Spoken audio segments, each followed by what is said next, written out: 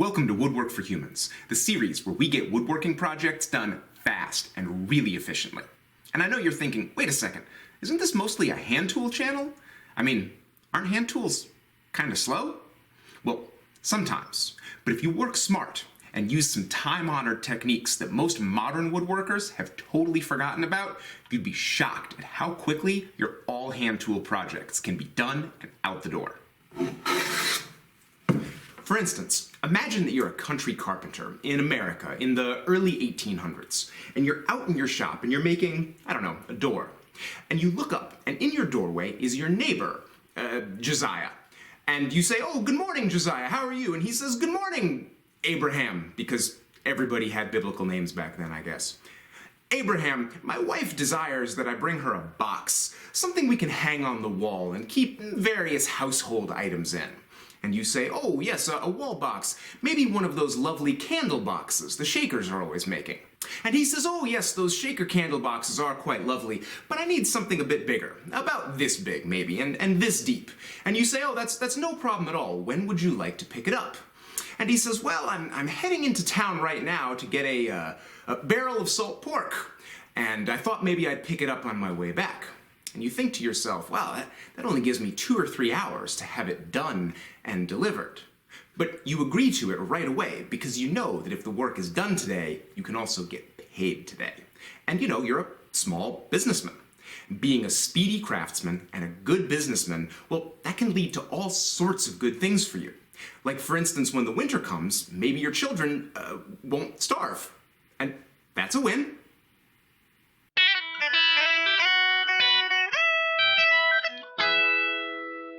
The clock is ticking on this project, so I need to use stock on hand. These old shelves came off the side of the road. They're good solid pine, and they can have a second life as something useful.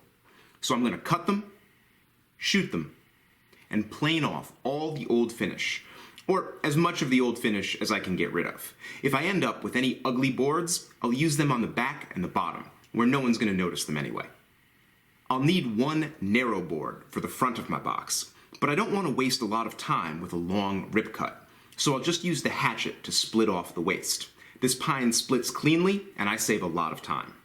Next, I'm going to cut my rabbets. I only have to cut 4 of them, but they're all cross-grain, which makes them hard to cut cleanly. Using a sharp knife, I'll cut down into my gauge lines several times, severing the fibers and giving my rabbet plane an easy path to follow. There's also a lot of danger of the fibers breaking out at the edges of the board, so I'll take a fine-tooth saw and cut down to my gauge lines at the front and rear of the joint. Now, even my simple homemade rabbet plane can cut a clean joint. I have the iron set shallow to begin with, and I take very gentle passes, keeping pressure on the fence and making sure I define my shoulder line really cleanly. If you haven't made this rabbet plane yet, it's a fun and straightforward build. I've got a whole video and a set of plans to guide you right through it. With my joint clearly defined, I tap the iron a little deeper and start wasting away the bulk of material. Even in pine, these cross-grained rabbets are stubborn, and you might need to give the tool a bit of a shove to make a good cut. Keep your plane tight against the shoulder, and don't forget to stop and check your depth line. This homemade plane doesn't have a depth stop yet, and you might have to watch that your rabbet doesn't slant in either direction. You need clean and parallel lines the whole length of the joint. My first rabbet is nice and sharp. You can see how my end board is going to fit squarely, but you can also see how that end piece is just a little bit too thick. My rabbet plane is set for its maximum width, so I'll need to plane this board down just a bit. Now, you might not even have a homemade rabbet plane, but don't let that stop you from doing this project. You can cut this joint with the most basic tools. Gauge your shoulder line and slice the fibers several times with a sharp knife. Then take a fine back saw and cut down to your lines at the front and rear of the joint. Then drop the whole saw into your knife line and carefully saw the full depth of the joint. You want to keep the full length of the blade engaged in the cut and stop every once in a while to blow out the sawdust. This is a shallow rabbet, so it's not going to take you very long. You can use your widest chisel to chop in from the end grain and take out big chunks of waste. Once you're close to your layout lines, you can switch to a smaller chisel and carefully flatten out the floor of the joint. Even without a dedicated plane, this joint comes out just fine. After I've cut 4 rabbets, my joinery is complete, and I can think about dressing the project up, so it's going to look nice hanging in my customer's house. I've modeled this box after a shaker candle box. It's got a nice semicircle on top, and I can lay that out with a compass, or I can just take a piece of string tacked down to the board.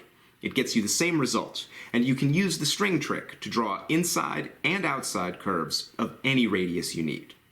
This box also needs a hang hole, and I'll bore that through from both sides so that I get a clean hole with no breakout. Precautions like this are especially important in a brittle wood like pine. Now, I need to cut out a bunch of details. I can do them in my vise, but I really designed that for small parts and working on the ends of boards.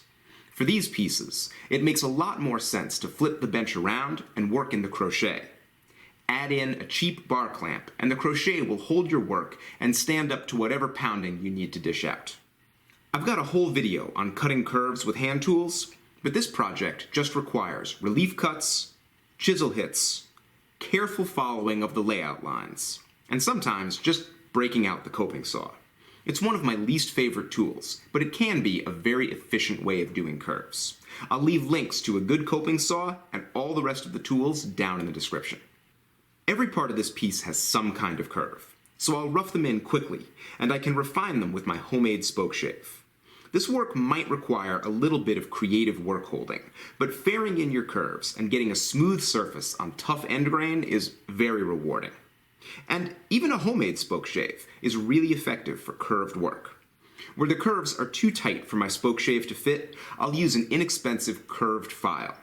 People often don't think about files for woodwork, but they leave an excellent surface, and they're easy to use. Now, it's time for assembly, and here's where the real secret comes in. I'm going to carefully square up my components, and then I'm going to just nail them together. Okay, I know, a lot of you are a little bit skeptical right now. You're thinking, wait a second, I'm going to pound nails into a piece of woodwork? Into a piece of client work? Come on. Well, the truth is that the nailed rabbet joint is extremely common in pre-industrial furniture. You don't find it on the ultra-fancy stuff, but on utilitarian pieces that are going to be in the house and get kicked around day to day, that nailed rabbet is all over the place, and it can stand up to whatever beating you need to dish out. Here's the way the joint works. I've got the rabbet cut into this board right here. This is the front or the back of my box, and then my side piece comes in and just sits in there like that. You can already see how this joint is a lot better than just butting the joints together and nailing them, because this way there's nothing to keep this piece from just moving around. The little shelf of the rabbet really helps to lock that board in place, and it's going to help it resist twisting over time. Just as importantly, the rabbet keeps things together during assembly. It's really square just the way it is, so I can pound nails into this thing without needing a second set of hands, without even needing any clamps. The rabbet does the job for me. Now, the front and back of my box are going to run long grain like this, but I'm actually going to rotate the sides of the box up, and they're going to sit in the rabbet this way. This is called cross-grain construction, and if I were gluing this thing together, I could never do that.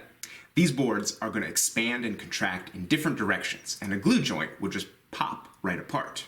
But because I'm using nails, and because I'm using this cross-grain construction, I can go through the rabbet into the side grain of this end piece instead of the fragile end grain. That's going to make things a lot stronger. And when temperature and humidity changes make these boards move in different directions, the flexibility of the nails is going to keep them held really snugly together. This joint has all the attributes we need for something that's fast and strong, and it's going to last a really long time. For assembly, I've drilled clearance holes through my rabbet board. But since I'm driving nails into the side grain of soft pine, there's no need for a pilot hole.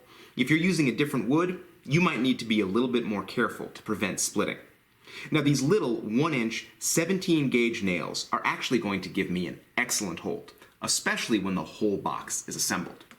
For an extra finished look, I'm also going to take a nail set and knock the heads of my nails flush with the board.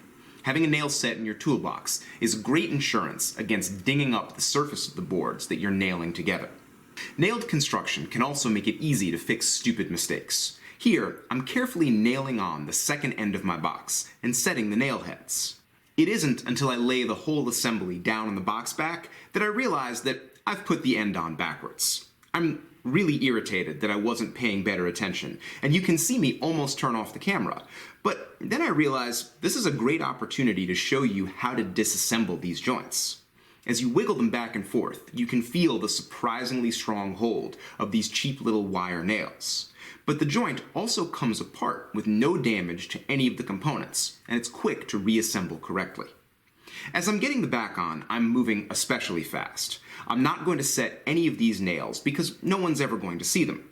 When one of my nails hits a knot and starts to bend, I just pound it flat anyway. I would never do this on the front or the side, but one of the secrets of efficient hand tool woodworking is that you don't waste time on the parts that people won't see. To finish the construction, I've taken one of my roughest boards, planed it for a snug fit, and I'm nailing it in through the ends. This box will never support much weight, so light-duty construction is totally fine for the bottom. With the box assembled, you're guaranteed to find some little mismatches at the joints. Just trim these off with a sharp chisel or a sanding stick.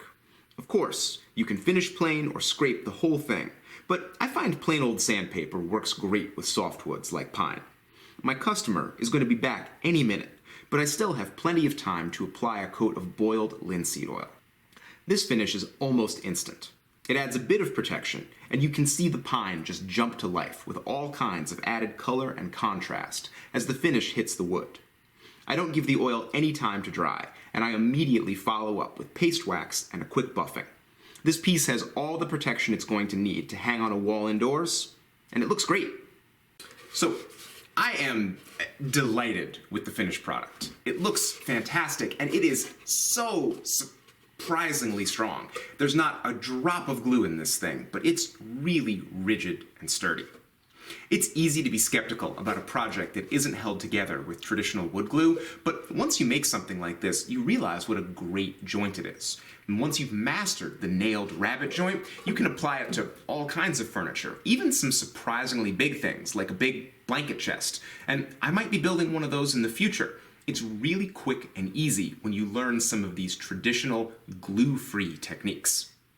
And of course, if you'd like to make something like this, I've got a free tip sheet. You can click the link down in the description.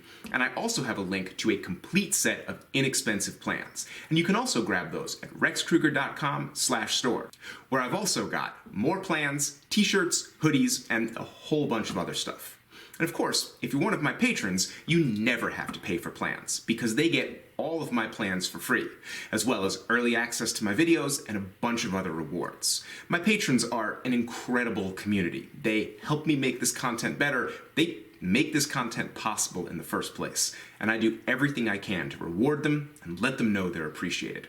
If you'd like to be part of this amazing community of craftspeople, go on over to patreon.com/RexKruger and check out all the rewards I have for the people who help me put this stuff together. And of course, I'm always just really happy to have viewers. I'm happy I get to spend my time doing stuff like this. I want you to do more stuff like this. Go make a thing. It'll be great. I promise. Thanks for watching.